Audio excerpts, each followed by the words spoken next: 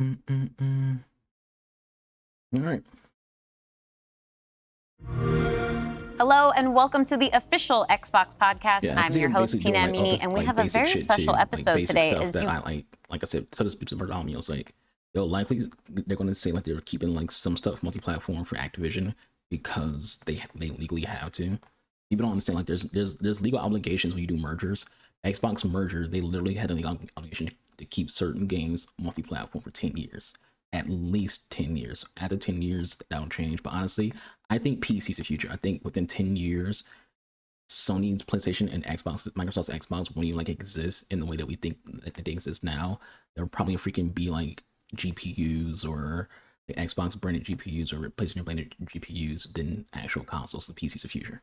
PC and mobiles are the future. Can probably tell by the fact that I'm joined by Phil, Sarah, and Matt. Welcome. And we're going to talk about some updates at Xbox. We want to talk about game exclusivity. We want to talk about Activision Blizzard now that they're part of our portfolio, how that might be an impact on Game Pass. And we want to talk about hardware too and how all of this fits into the strategy at Xbox. So where should we start, Phil? Well, when we originally had planned for the show, starting back in December, I think we probably would have started with Activision Blizzard, maybe talked a little bit about the exclusivity with some of the news coming up, and then hardware. But we've had some unforeseen news that has come out. So let's just go and tackle the exclusivity question, because I know it's on the minds of a lot of people. We hear from the community, and that's an important input for us. So we made the decision that we're going to take 4 games to the other consoles, just 4 games, not a change to our kind of fundamental exclusive strategy. Keyword there. It is. Let's preface what he just said. Keyword 4 games, meaning no other games. It's not gonna be all of Xbox exclusives. 4 games, and I guarantee you, there's Sea of Thieves, Hi-Fi Rush, Pentiment, and maybe Starfield, but I think it might be something else. We're making these decisions for some specific reasons. We make every decision really with the long-term health of Xbox in mind. And long-term health of Xbox means a growing platform, our games performing, building the best platform for creators, reaching as many players as we can. We're always looking to learn as a leadership team and to grow. And we think this is an interesting point in time for us to use what some of the other platforms have right now to help grow our franchises. So we're going to do that. So these 4 titles, what are they? Can you say? I'm not going to name those games. The teams that are building those games have announced plans that are not too far away. As we know, game teams put a lot of energy into their announcements with the partners. So I don't want to take anything away from those teams. So I won't be talking about the titles specifically, but I think when they come out, it'll make sense. Can we say if either of those titles are Starfield or Indiana Jones? They are not Starfield or Indiana Jones. Okay. Well, what was the criteria in how the team was thinking about selecting those 4 titles? Let me start a little bit outside of that. Here's what I think. The 4 games are games that are older and games that are, like I said, low scale, aka low budget. They're not console sellers. This isn't really a term anymore. But back in 360 and PS3 days and kind of PS4 and Xbox One, the term console seller was a thing. A console seller was a game that was big enough to where you would buy that console for that game. Gears of War. If you were big into Gears of War, you would buy an Xbox because you want to play Gears of War. If you were big into Last of Us, you would buy PlayStation because you want to play Last of Us. Those are console sellers. The games that they're going to put on PlayStation and Nintendo Switch, because it's going to be on Switch too, are games that can actually run on Switch first and foremost, which again, Sea of Thieves is a very low demanding old game. It likely could run on freaking Switch. Hi-Fi Rush is a low game. It can probably run on a Switch. So those 2 games make a lot of sense. And Pentiment is like a side scroller, so again, that can be optimized for a Switch. So like those aren't console sellers. No one's buying an Xbox for Hi-Fi Rush because you can play Hi-Fi Rush on PC. No one's buying an Xbox to play Sea of Thieves. Like, personally, I think Sea of Thieves sucks, but no one's buying a console to play Sea of Thieves. No one's buying a console to play Pentiment. So that's what it comes like a low scale game versus like a console seller. Indiana Jones can be a console seller. It's a big budget. It's a big budget game. Starfield is Bethesda, so you would think it's a big budget game, but at the same time, I feel like Starfield just isn't a good enough game to like warrant calling it a console seller. But budget wise, it would be considered a console seller. And then I'll get to the 4 specific games that we're talking about right now. Because the fundamental decision driver for any decision that we make, anything we're going to talk about today, is the long-term health of Xbox. That we're running a growing platform that is reaching more players, that our games are having as much success as possible.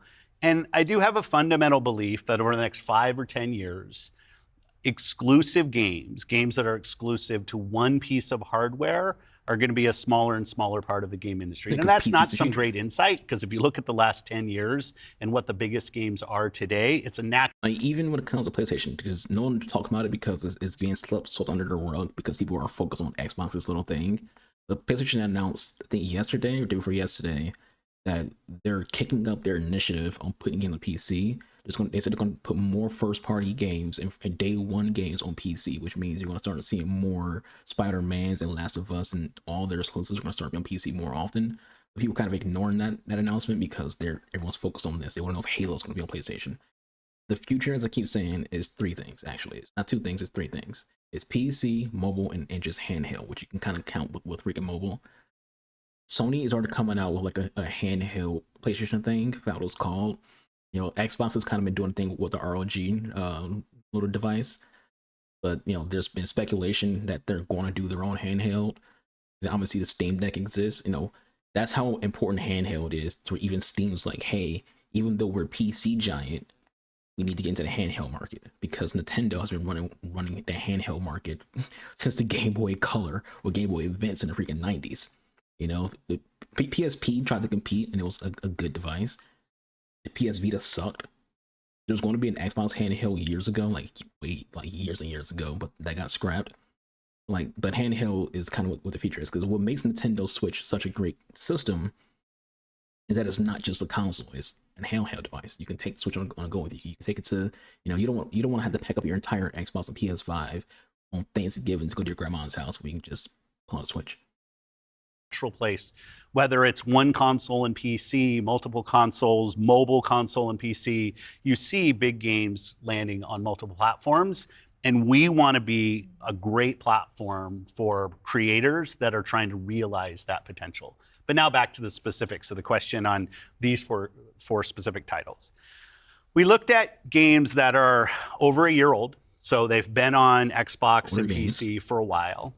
A couple of the games are community-driven games, new games that kind of first iterations of a franchise that have reached their full potential, I'd say, on Xbox and PC. There's always growth. Franchises that we obviously want to continue to invest in. Part of having the ability to continue to invest is that the businesses behind those franchises continue. We think it's important that these service-based games that have communities behind them, that they can have confidence that they're going to exist in the future. So 2 of them, kind of community-driven games that will end up on other platforms and give us the ability to continue to invest in them. We think that's great for the business and great for the communities, more players to play with.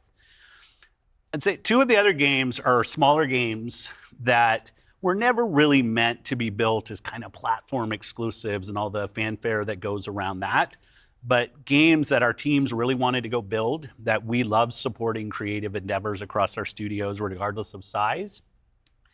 And as they've realized their full potential on Xbox and PC, we see an opportunity to utilize the other platforms as a. He keeps saying the words "reach their full potential" on Xbox and PC. What that basically just means is that game's at the end of its life cycle, essentially. Like, this game can't grow. Because remember, I said this in one of my recent videos. Every studio, every developer, every publisher, they have numbers. They have statistics. They can see those numbers and statistics. They're seeing what their daily player count is for certain games. It's like, okay, it's not really growing past this point over the last month. You know, we kind of want some more players. What ways can we get more players into this game? Let's run a promotion. All right, well, the promotion kind of got us 10 more players. We wanted to see if we can get at least 100. That didn't happen. Let's run a sale. All right, the sale got us 30 people. We still wanted 100. We didn't get that. So it reached the max that what it could do on the platform. What else can we do? Well, let's just put it on Nintendo and put it on PlayStation, so this, you know, dead game can actually freaking like get some more life into it, and at the same time you're making money off of that, because now there's new people who are going to be spending all the money on, like, if people, let's say Sea of Thieves, for example. If you're new to Sea of Thieves on PlayStation or Switch, that's a new source of revenue for Xbox and the developers when it comes to like microtransactions in the actual box price itself. Which Place you to won't just get if you just stay on Xbox. because drive more no one business else won't buy value Sea of out of Thieves those anyway. games, allowing us to invest in maybe future iterations of those, so sequels to those, or just other games like that in our portfolio. And when we don't damage Xbox and we can grow our business using what other platforms have and to help us with that, we're going to do that. And that's really the story behind these 4 games. And last thing I'll say, looking forward, I think there is an interesting story for us of introducing Xbox franchises to players on other platforms to get them more interested in Xbox. We think there's a good brand value for Xbox there. So 4 games, no promise beyond that. So if you're on those other platforms and you see these 4 games coming, please don't take it as some signal that everything's coming. It's not. And we're going to learn. So when you are thinking about the future and this concept of live service games, games that can benefit from bigger audiences, new audiences, how does that apply to future titles and how you're applying that criteria there?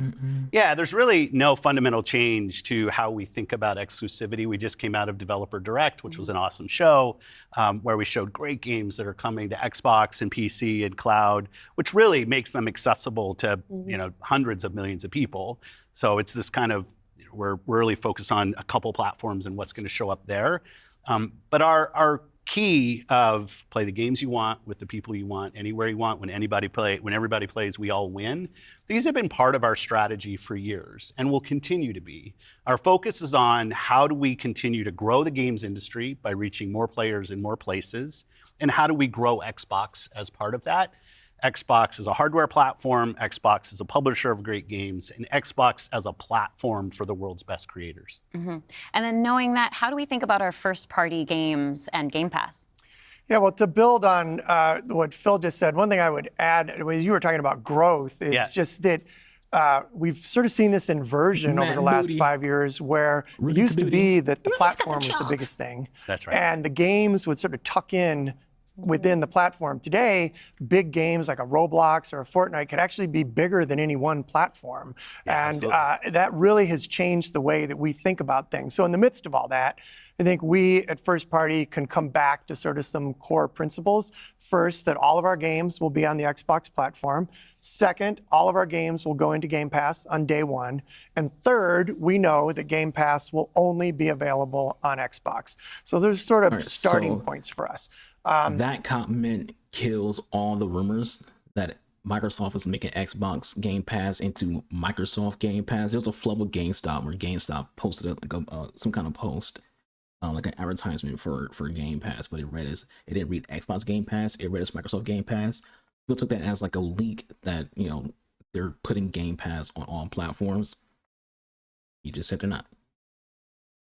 As Phil mentioned, there are games today that you can play that only can be found on Xbox. And at the same time, we want to bring more of our games to more players. So we're going to continue to look at that. Kind of moving aside, though, from some of those and thinking more about what does it really mean for the player, to me, the 2 key things are cross-play and cross-save. Those things allow us to deliver on the promise of Xbox, which is play with your friends where they are, play on the devices you want, play the games you want. So that is really only possible at a practical level when you know that your saves and your player are going to be able to move across all those parts. So not all of our games today are necessarily built to take advantage of that. There still will be some games that don't. As we bring more teams into the Xbox family, there's some catch up to do as we get there. But that cross-play, cross-save is like so fundamental to what we're doing, and I think is something that we as First. That's a hard thing to do. I know we keep interrupting it, but like that's a hard thing to do. The reason why that's hard is kind of like a net code and just coding in general and design to make it hard. Like when Apex announced they're going to do cross saves, it took Apex fucking I think like a year and a half, 2 years to even do like the first wave of cross save. It might have been even longer than that. And they had to do it in waves. They didn't just go like, all right, cross saves here. There you go. Like it took a game that's been out for like 5 years, maybe longer than that. I don't remember how old Apex is. It took a game like Apex this long to just now have a widespread cross save. Rainbow Six Siege had a cross save. And it was kind of like it felt like it was just an overnight thing, but they've been working on it for a very long time. Cross save isn't something that it's not like people have this thought process that when it comes to making a video game or any kind of thing under the hood, you flip a switch, you're good. Or you type some keys in, and you're good. It takes a lot of time and effort to make even just something as small and simple in our brain as cross save. First party gets such a good benefit from being so close to the platform. Yeah, absolutely. I mean, that's one of the things, like you said, all of our games are always in Game Pass. And so I'm excited to announce, with the coming together that we had with Activision Blizzard King, that Activision and Blizzard games are coming to Game Pass, starting with Diablo 4 on March 28th, which I'm super, super excited to share today. Diablo has a great and story. It's all part of our commitment to make microtransactions and Xbox, in-game the Xbox experience and the games that we build as widely available as possible. So now the 34 million Game Pass members can all enjoy the fantastic experience of Diablo 4. Amazing. Can we come back to the point, Phil, you mentioned at the top, this isn't really a change in strategy for us. Can you recap for me how it isn't? That's the only, remember, there's tags here. So okay, that's the only announcement from Activision Blizzard games for Game Pass. You think they'd be doing it? Mention more. I thought both Matt and Sarah did a really nice job of talking about what we're doing on Xbox, where we're going. If you take a platform feature like Xbox Play Anywhere, which has been a promise that we've made on our first-party games, that you can buy our game once, you're going to get to play across Xbox and Windows. I think we're the only platform that does this. That makes it possible for you not only to play with your friends wherever they are, but to know that you actually have multiple entitlements to the games. I think that's a technology I would love to see applied to more platforms. But it is this view that people are going to play Xbox in multiple places. Whether it's play the games you want with the people you want, anywhere you want, whether it's content, community, and cloud, whether it's when everybody plays, we all win. Like we've had different taglines, different strategy, kind of words that we've used, but always with this view that Xbox is a platform for creators who want to reach the most players. Our investments in xCloud, our investments in franchises like Minecraft and now Call of Duty and other large franchises so that we learn how to build those. This has been a strategy that we've been on for, I'd say, a decade. It's not about one device. It's not about games in service of a device, but rather the devices that people want to play on should be in service of making the games as big and popular as they possibly could be. Because really a healthy creator community on Xbox, a healthy creator community in gaming all up is the thing that all of us as game players should be voting for, because that's the thing that will lead to the best long-term success and growth in this industry. And my understanding just from listening and learning from you three over the past few weeks, just understanding what's happening with Xbox is that we see trends with player behavior where people are playing on multiple devices. That is the reality. And we have put some games out on multiple platforms before. So my understanding is that that's been good for players. How does that come back to the business with all of that in mind? Yeah, as you said, we have shipped games on other platforms. In fact, realistically, if you look with the addition of Activision and Blizzard and ZeniMax, we're one of the largest game publishers on PlayStation. We're one of the largest publishers on the Nintendo Switch, especially when you put Minecraft. Memory loss. People forget that when they put Hi-Fi Rush and Sea of Thieves, like I said, those two games are going to be two of the four games they're going to add to PlayStation. It's not the first time that's happened. When they bought Bethesda, they kept ESO on PlayStation. They still put new expansions on PlayStation for ESO. They didn't just be like, oh, well, now we own ESO. Let's stop putting stuff on PlayStation. People didn't talk about that or complain about that because gamers are idiots and only want to talk about, this ruins Xbox now because we live in this reactionary, space nowadays. When they bought Mojang and made Minecraft, an Xbox game, they didn't take Minecraft and any additions to Minecraft off PlayStation. They kept it on PlayStation. So it's not like there's not other Xbox owned games on PlayStation, PC, and Nintendo. They've been there for a while, for years. No one cared until now. Into the equation as well. And now we're one of the largest publishers on mobile platforms as well. And that's not something that we want to back away from. We want to continue to be building great Yeah, you games don't that buy millions King and just to millions of freaking not people use it. can love, and that they can play those games where they want to go You play. also don't know King is the one But who we make do all the mobile understand games the from business Activision. success that Xbox has to ABK, have. Activision Blizzard Us King. as leaders in this business, the system today, the system that all companies that we play video games from, is a world of you got to be growing your business. Growth in our Xbox business is critical to the long-term health of Xbox. Many people know I've been on Xbox for over 20 years, and I want to make sure Xbox is in the best position for the next 20 years. That means healthy player community, healthy creator community, and healthy business. So when we look at opportunities to allow more people to play, more people engage, more people to buy, more people to subscribe, it's all about putting Xbox in the best position. And our hardware is a critical component of that. The absolute best experience somebody has on Xbox is hardware that your team builds and that people play on. But that's not going to be everybody. We fully accepted that we're going to have Xbox players across all kinds of devices. So I think a lot of people think about 2023 as this incredible year for gaming. And in a lot of ways it was. There was some really amazing releases that I think we all enjoyed. But what were the signals behind the scenes that maybe indicated how we wanted to look at the future of Xbox and how we kind of keep up with the industry? Yeah, such a good question. And I think it's, as people who care about the industry, which I assume is people who are watching this, it was an amazing year. Some great launches, some of the games that I think will stand the test of time and people will be talking about a decade from now. But it's an industry that didn't really grow. And what happens when an industry doesn't grow? You end up with some job eliminations, which we had. We had even our own hard decisions to make about building a sustainable business for ourselves, but in no way were we alone in that. When you think about a healthy industry, I want players who believe that they will find the best games on the platforms that they love. I want people who invest their careers in working here to feel like this is a place that they can be successful. And that really is down to being part of an industry that is growing. If you listen to Lisa Su, the AMD CEO, she'll say that AMD-powered consoles are likely to decline in 2024. I think there's an amazing set of games coming in 2024, but if we don't get to growing as an industry, the industry... I think it will be great. Like NVIDIA and PlayStation are, not NVIDIA, AMD and PlayStation are working on the next PlayStation system, PS6, if you want to call it that. I think it will be a insane announcement. I'm not going to do it today, obviously. If Xbox, for their next platform, switched to Intel. Like, I think that'd be insane for Intel to get into the console market in that way, because both consoles run AMD when it comes to GPUs and CPUs. The PS5 and the Xbox Series X have 69 or 6800. I can't get the word my brain.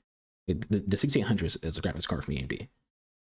The 6800 isn't in an Xbox and PlayStation because that thing's huge, won't fit in there. But like the graphics card that the consoles have is equivalent. That's what I was looking for. Equivalent to a 6800 from AMD.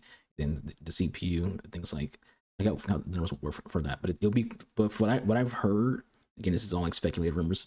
Like, don't believe all things you hear. A lot of y'all who freaking like we're going crazy over the news from Xbox, looking like a bunch of idiots right now. But one of the things that was like being talked about was that AMD and Xbox have been having issues with like getting a deal done. I think it would be freaking like insane of an announcement if they did decide to switch to Intel. Will struggle. And today there's really two choices on how do you grow the industry. Do you say I have a fixed number of players, the players that we have today, and do I find new ways to monetize those players to get more money from the players that I have? Or do you think about how do I expand the business I have by finding new players and adding those to the base of players that already play? Our focus on Xbox for the last decade has really been on that latter point of how do we make sure Xbox is growing for our players, growing for our creators, so those people are finding success on our platform, which will grow the Xbox business and put Xbox in a position to be very strong for years and decades to come.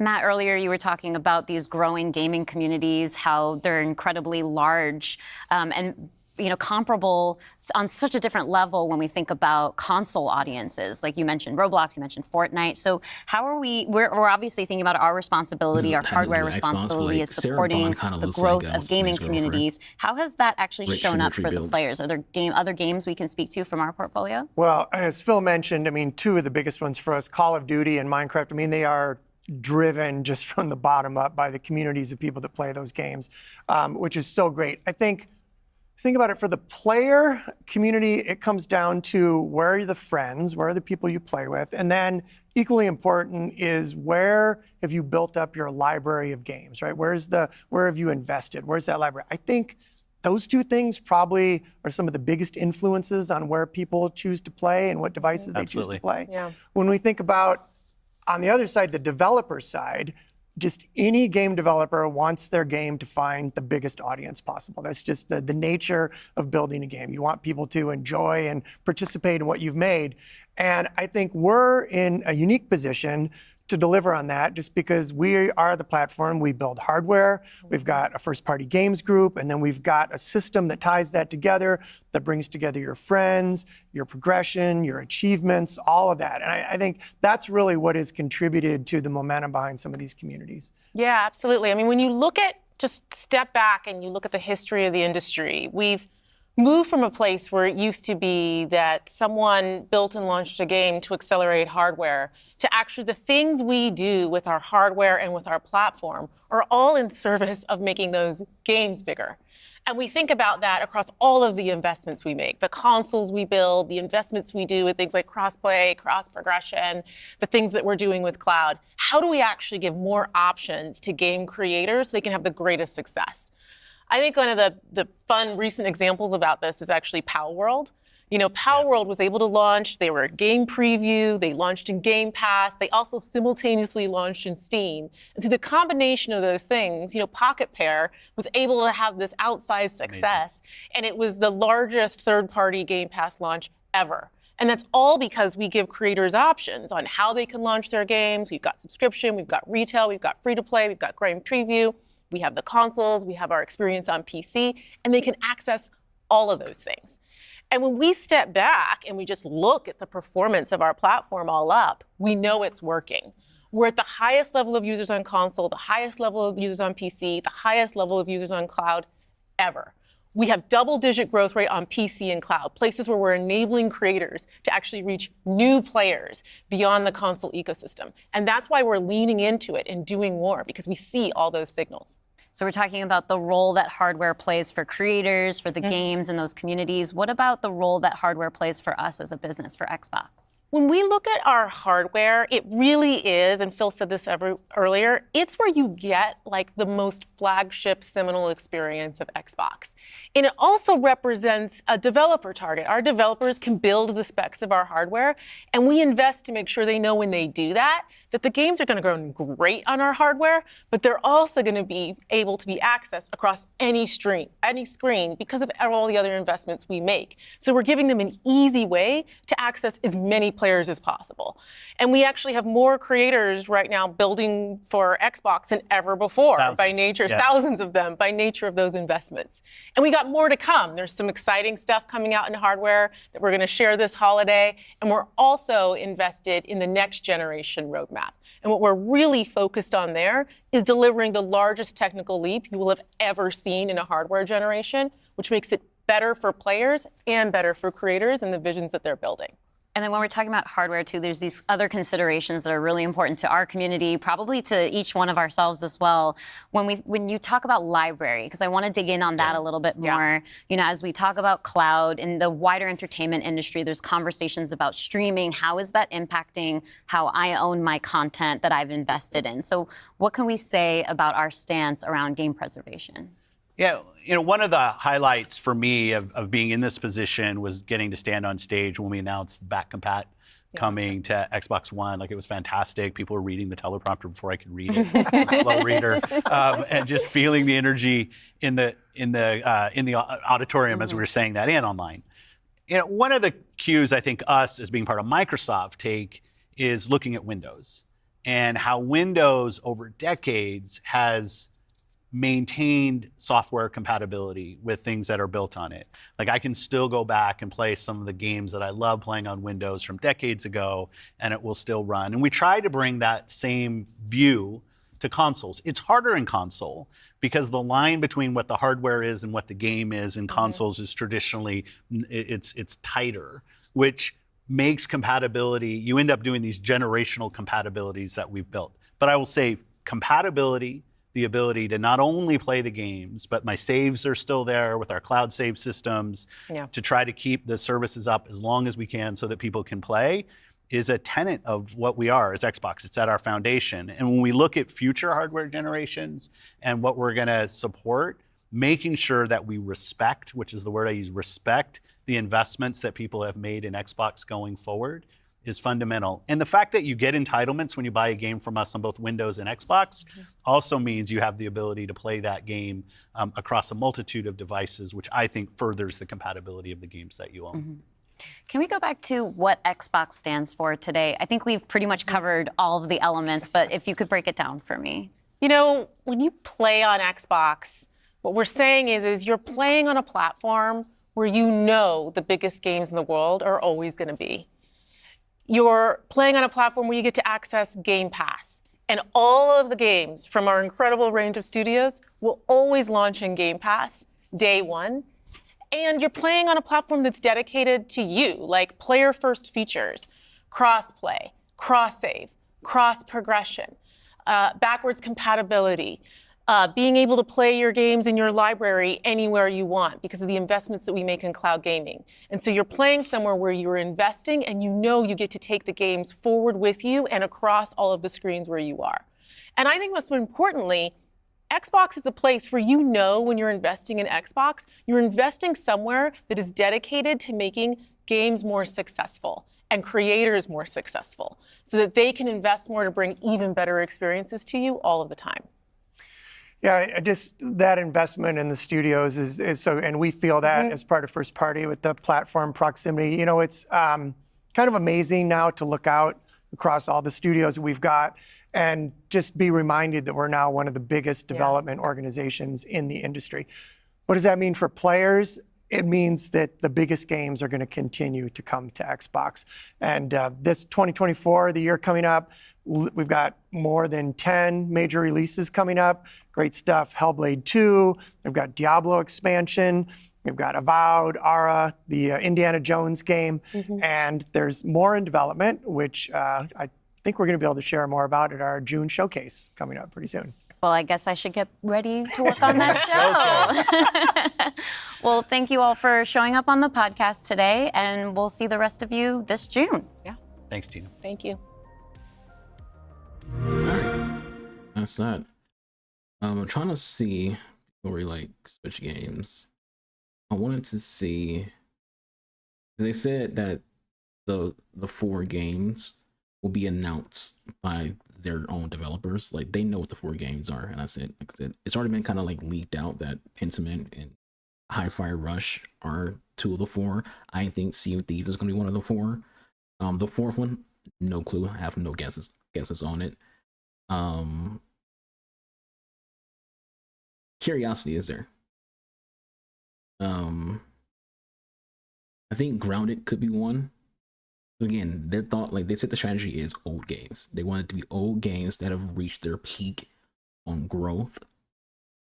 And again, low skill, as in like lower budget games too. So, you know, so I can see the 4th game being Grounded, because I feel like Grounded is one of those games that's on Xbox only, and it's like that game isn't going to grow. If they want it to grow, their best chance will be by putting it on PlayStation and on the Switch. I think Grounded would do very, very good on Switch because it is inherently kind of a kiddie game because you play as kids. So the Switch, which is a more marketed towards children platform, Grounded can do pretty well on Switch.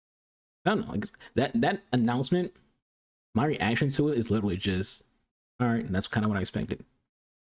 Because I'm not one of these people who was thinking they're going to put every exclusive they have, Gears of War, Halo, Starfield, Indiana Jones, and Elder Scrolls 6, all these games and Fable are going to all be on PlayStation. I didn't think that was going to happen. A lot of people thought that was going to happen. A lot of people thought that Xbox is dead. Xbox has given up on the consoles and that's it. Like, just overreactions. It's like, my reactions, my thought process, like I said, you can literally go to my VODs. I had a conversation with Bartholomew. I was like, they're just going to announce like a few games that no one cares about on PlayStation and Nintendo, and then that's pretty much it. And that's pretty much what they just did. It's a lose-lose for them personally, because if they did what they just did, people are going to go, oh, they got scared and took back their plans. And if they did do what the people thought they were going to do, they will still be like, oh, see, Xbox is dead. I told y'all. So it's like, when you're Xbox, you know, they're in a situation to where no matter what they say, people are going to overreact and have just the dumbest like feedback and takes over simple things that don't even matter. Like I said with Throne, it's like people are threatening to sell their Xbox and move platforms over Grounded, potentially, you know, Hi-Fi Rush, Sea of Thieves, and Pentiment. Games that those people who made those tweets, I didn't even freaking play. Anyways, do a little dance.